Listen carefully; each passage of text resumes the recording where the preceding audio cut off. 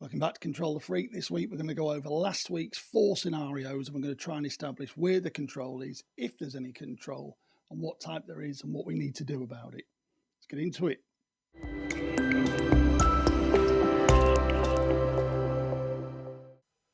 So without further ado, let's look at the first scenario, and this was Dave and Sam. So you've got a couple, Dave and Sam live together, they both work and they both work the same hours. To start with, when they first meet each other, they leave the house at the same time, they get home at the same time. Dave's a bit of a clean freak. He can't leave the washing up to stand for more than 30 minutes after they've eaten. He hoovers every day, he cleans the bathroom, and he's got a rota for when he polishes and dusts around the house. There's a very strict rota for Dave. It keeps him very happy. He's very happy doing this.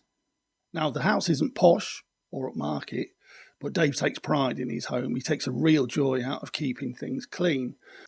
Now, when they first moved in together, these guys shared the chores. They were both kind of equal input, who did what. Sam was happy to leave the washing up for Dave because she didn't like it. Because Sam's quite happy to leave the dishes piling up until there's no more room on the drainer and she's got to do something about it. And when it comes to cleaning the bathroom, she's quite happy to leave the bath until there's a ring around it. That's her signal for there's a time to tidy up. There was arguments in the early days about this, as it started to be more Dave doing it than Sam doing anything. And he couldn't see why Sam couldn't see why this was annoying to him and how it was unfair, because he was the one always having to do everything. As time went on, Dave just thought, you know what, I'll just do it myself. Cleanliness makes him happy, cleaning makes him happy, so he just started to do everything himself. But there's always been a sticking point, recycling. Now, early in the argument chores, Sam said that she hated doing all of them. She did them just to keep Dave happy. But she has a thing about recycling. She cares a lot about the real environment, the environment all around us. And she could never kind of see where Dave's focus was on cleaning the house when there's bigger things going on outside. And Dave suggested she applied that to the recycling because that was one thing she cared about. So that's what Sam did. She would sort out the cardboard and the cans and the plastic. And she'd even take Dave to task on not separating them properly. So this worked for a while. Sam would take care of the recycling. But even then, gradually, the recycling stopped. And she kept missing the fortnightly collection. So there was a pile of plastics and cardboards. So Dave had an idea. He wrote out a rota and he stuck it to the fridge. And on that rota was days when he would do his tasks. There was washing up every day. There was the bathroom twice a week. There was hoovering 2 or 3 times a week. And they all had Dave's name against them. On that rota, Dave had recycling marked for Sam, that she would do it once a week on a Friday and she would have it ready for the collection Monday morning. This didn't go down well at all. Sam thinks Dave is being controlling. Now, Dave clearly has got a control problem to some degree. If we look at the control equation, EDP, which is event, drive and permission, it's likely that Dave's strong desire to clean, he has days allocated for each chore and he sticks to his own personal rota, stems from some event which created a drive to regain some of the control that he's lost. In some people, this is an obsessive need for order, and in Dave's case, it's cleaning. Now, that's not to say that everyone who enjoys cleaning is the result of a control event, and pride in your own home is no bad thing. But when you obsess to Dave's level, like he can't ignore the dishes he has to wash up within 30 minutes of finishing food, for instance, it starts to become a problem. And the problem here is that Dave has tried over time to apply that pressure that he feels to Sam, because Dave wants Sam to appreciate the comfort that he gets from order, and unwittingly is perpetuating the problem. Now, if Dave was living alone, this would be a harmless control problem, though I doubt that people like that can keep their control issues to just one place and just one issue. But Dave doesn't live alone, he lives with Sam, and he's been trying to apply that pressure to her. There's an argument that if Sam did acquiesce and go along with what Dave wants, things would only get worse, because he'd see that as a form of permission and he'd make further demands. He'd make demands on when she did these chores, how she did these chores, because that's how control freaks behave. Problem in this scenario really started when it caused issues with Sam, to be fair. They argued continuously about chores in the beginning because they got very different priorities, and neither could understand why the other couldn't see their perspective. And this brings me to Sam. Now, you're going to come across people in life who present as kind of unbothered and uncaring about things in general. They seem really easygoing about most things in life. On the surface, like I say, they're dead easygoing and they're everybody's friend and they're lots and lots of fun. That's not often the case. There are some of these individuals that when you challenge that sense of fun and easygoing nature, they'll react really badly to it. And that's because they're just as invested in control over what they want to do as Dave is in his own way over what he wants to do. You'll see it sometimes at places like work where you'll get these really easygoing characters and you'll ask them to apply themselves. And you'll say, look, we need to get serious for a minute. You've got to apply yourself. And that's when you'll see things go really wrong. That's when they get moody, they get stroppy, they complain to people that you're trying to control them. And that easygoing facade kind of falls away. There's a little bit of that going on with Sam here, with the cleaning. She's trying to present as somebody who doesn't see the point in the cleaning. She's really easygoing. She's saying that Dave's uptight. But it's when he's trying to apply a little bit of order to her that she reacts really badly. The crux of this issue is when Dave presents the rota, because that was a mistake. Yes, they should have talked about this, and they did talk about this plenty of times, but for Sam, it was going through one ear and out of the other. But when Dave presents the rota, that is what triggered Sam, because she sees it as control. I'd argue that it's a little bit insensitive of Dave, and he's probably played that one wrong, to be honest. And the thing is, I know I've done this as well with an ex-partner who wouldn't join in with the cleaning. I did most of the cleaning, and after a while, I tried to present as a rota so that things could be fair. And she reacted the same way that Sam did. And in hindsight, I see her point. What Dave should have done, what I ended up doing, was I just ended up doing it myself. Because the point is, I quite enjoyed doing it anyway. I was trying to demand a change out of them that was never going to happen. The flip side is Sam's reaction. She's reacting as if this is a control measure. She's forgetting all of what's gone on before, all of the conversations, and the fact that Dave's doing more. And when he's finally tried to apply a rota, which Dave sees as fair, by the way, she's then reacted as if he's trying to control her, which tells you that Sam's focus is on control. She's another one of these people that tries to present as easygoing, happy-go-lucky, but actually control over her status quo is just as important as it is to Dave. It's there if you know how to look for it. You'll know these people. You'll see these easygoing people that react badly to requests, or in Dave's case, a demand for change. They'll dig their heels in and they'll get really moody, and you can see that's what's happened here with Sam as well. In summary, Dave probably shouldn't have done the rota, and Dave should have just carried on doing it himself if that's what makes him happy. He shouldn't really be demanding a change of Sam. Flip side is, Sam is overreacting to the rota. This shows you how focused she is on control. She's not necessarily the innocent party here. Next scenario, Amy and Anna. Amy and Anna have been friends for years, but over the last few years there's been a political divide growing between them that's starting to kind of push them apart and ultimately comes to an argument. Amy considers herself on the left, while Anna sees herself kind of somewhere in the middle, kind of conservative, but leaning more to liberal. Amy is ideologically invested in the gender movement. For her, gender's a spectrum, and people should be free to choose how they identify.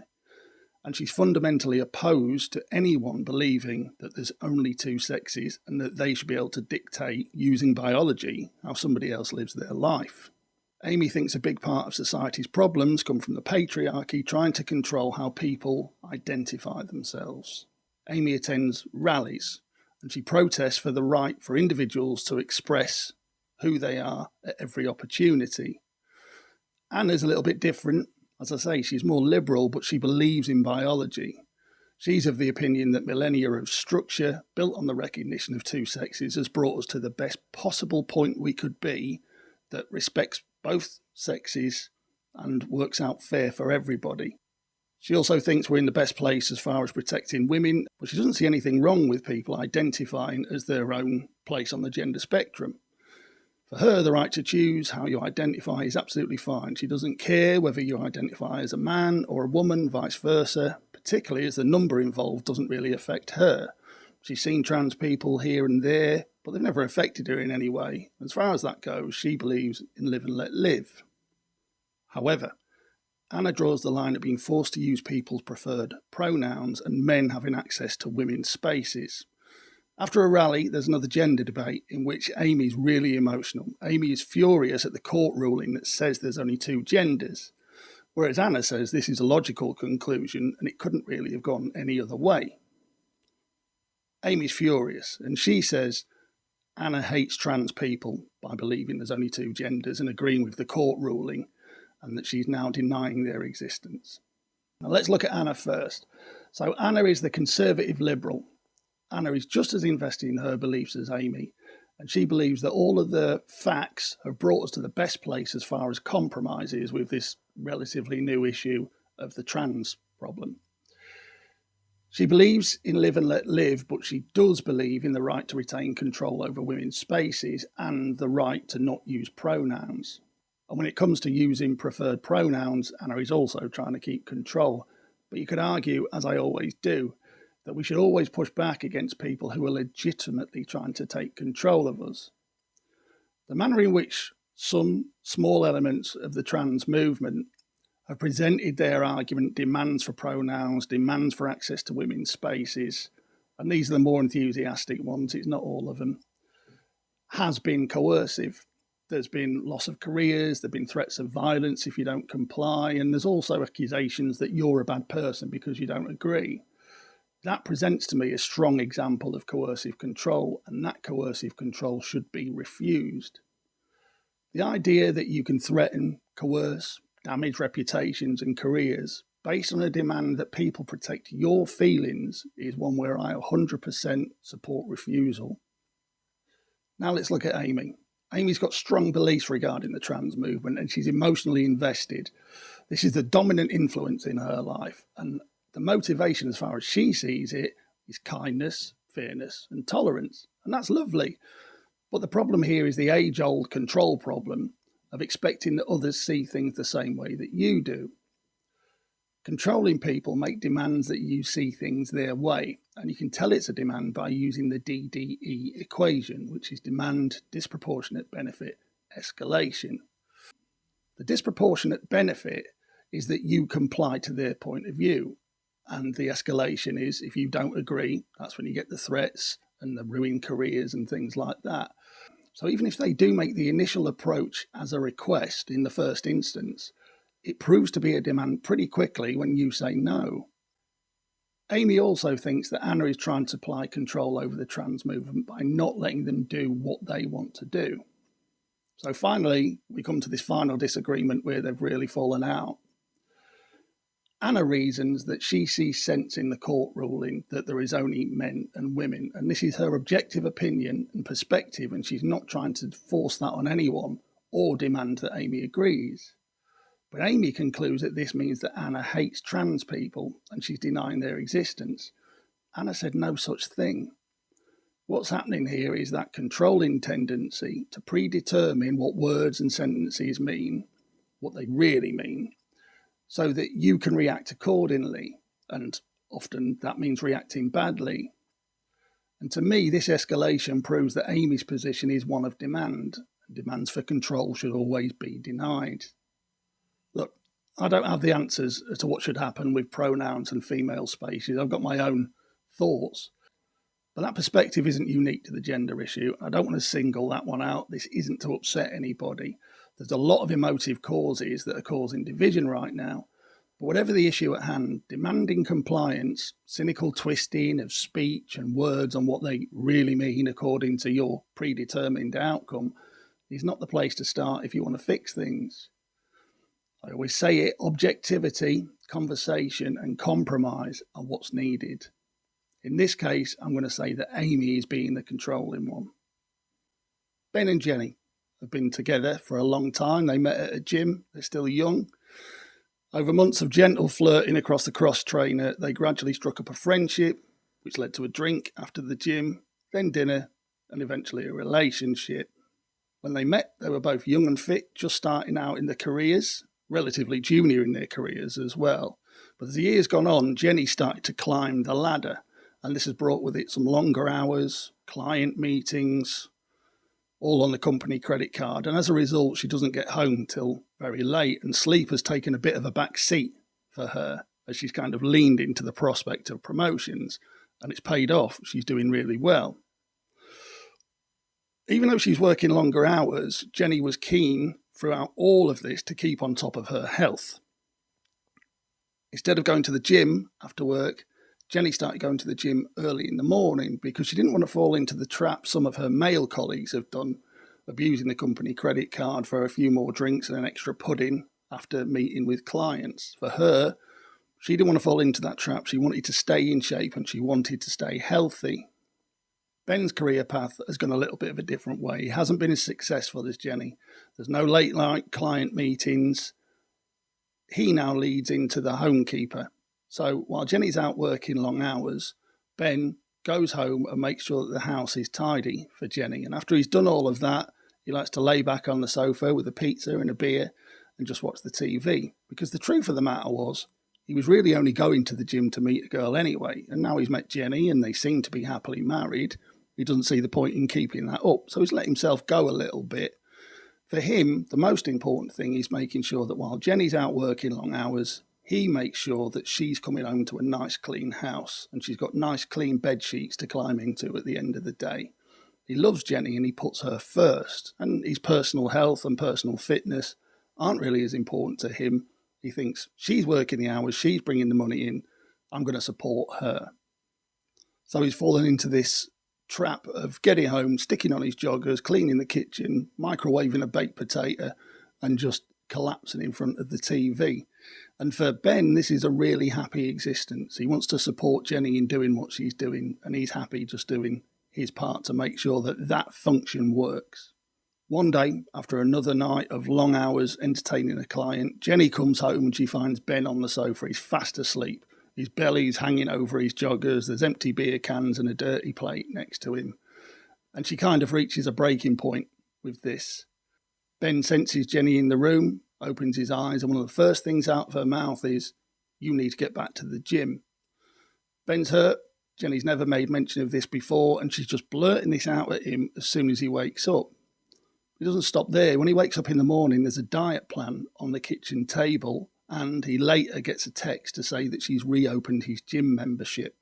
She signed him up also with a personal trainer, and she's organised a diet home delivery service. So he's not going to cook his own food anymore. He's going to eat what's delivered.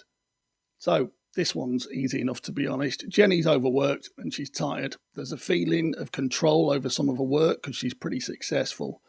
She'll also have a little bit of a mixture of lack of control with that as well. Her work demands long hours and time spent with people she wouldn't usually choose to spend time with, clients. And she likely struggles with this to some degree. But Jenny's going to be used to a level of control to maintain her position. We wouldn't have got where she is, being flaky. And it's likely that her long days rely on structure and control to some degree. She'll have a diary, she'll have expenses and travel to manage.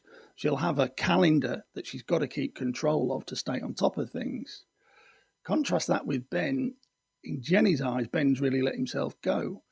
Jenny, despite working long hours, is motivated to keep up the gym. She gets up early and goes where she used to go after work. But Ben's lost all of that discipline. Jenny's going to be frustrated with that. Ben is a physical manifestation of the chaos that Jenny is struggling to juggle every day. She wouldn't tolerate it at work, where she's got a lot of power and control, and she doesn't want to come home to it, quite frankly. This scenario should have been a conversation and a request to change. We all want to be attractive to our partners after all, and Ben has let that slip. Jenny isn't noticing the housekeeping and everything else. She's looking at the physical manifestation of chaos. So Jenny asserts her control over Ben by organising his diet. She starts throwing food away, arranging a personal trainer. None of this is good, and all of it is 100% controlling behaviour. Imagine if the roles were reversed. What needs to happen here is an honest conversation about what contributions are being made and by who. And if Jenny really wants Ben to change, she's supposed to ask, not demand. Always refuse a demand. Ben digs his heels in, which he's perfectly entitled to do, because Jenny's demanding change, let's not forget. Jenny either needs to reevaluate her priorities or they need to reevaluate the relationship. Ben's got a choice about his health and appearance, and it's up to him whether regaining control over that matters to him and whether or not it overrides his need to impress Jenny. Yeah, you could call that a little bit selfish if Ben says, right, I just want to lay around getting fat and I don't want to make any effort to be presentable to Jenny. But Jenny starting from a position of demand is where the problem's beginning.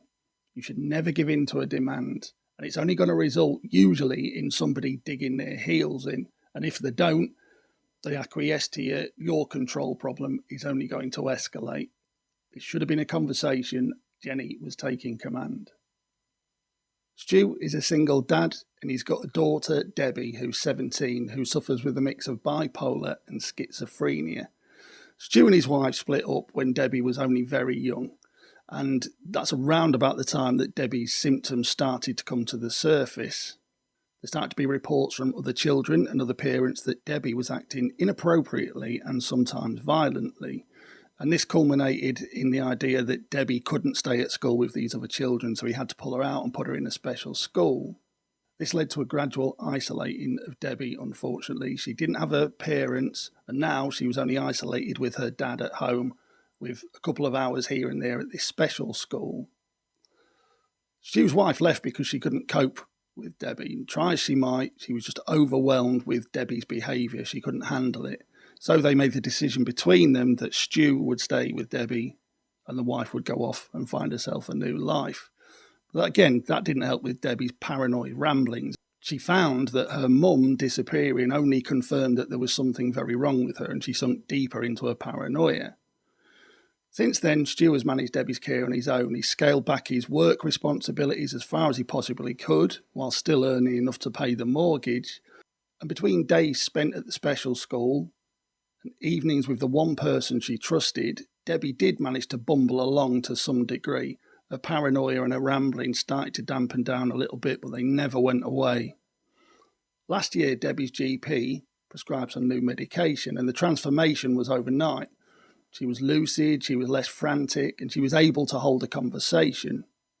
But recently, though, Debbie is now refusing to take these new meds.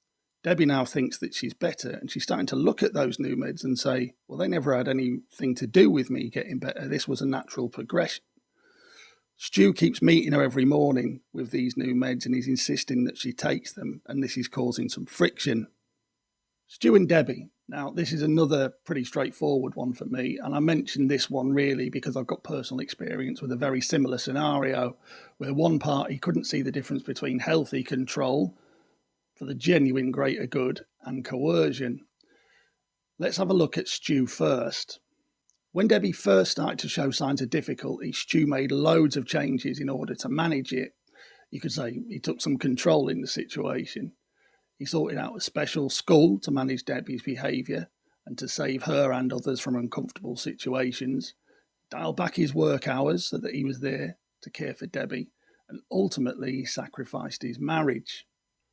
After a successful course of meds that made Debbie manageable, lucid, and able to interact with society, Stu now wants to keep that improvement going, wants to keep that control going to some degree.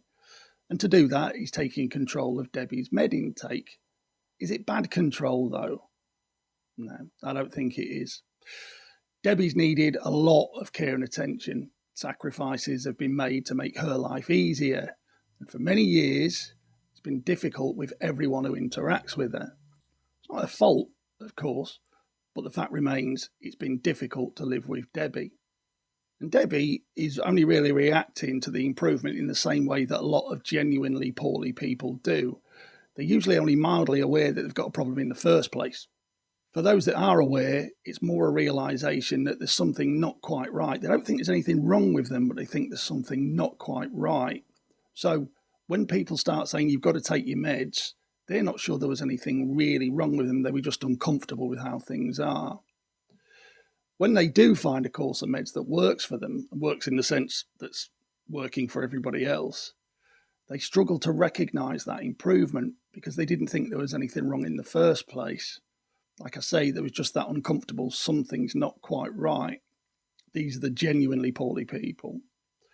Sometimes the meds have also got unpleasant side effects, things like nausea, fatigue, and that can be another reason why they reject these meds.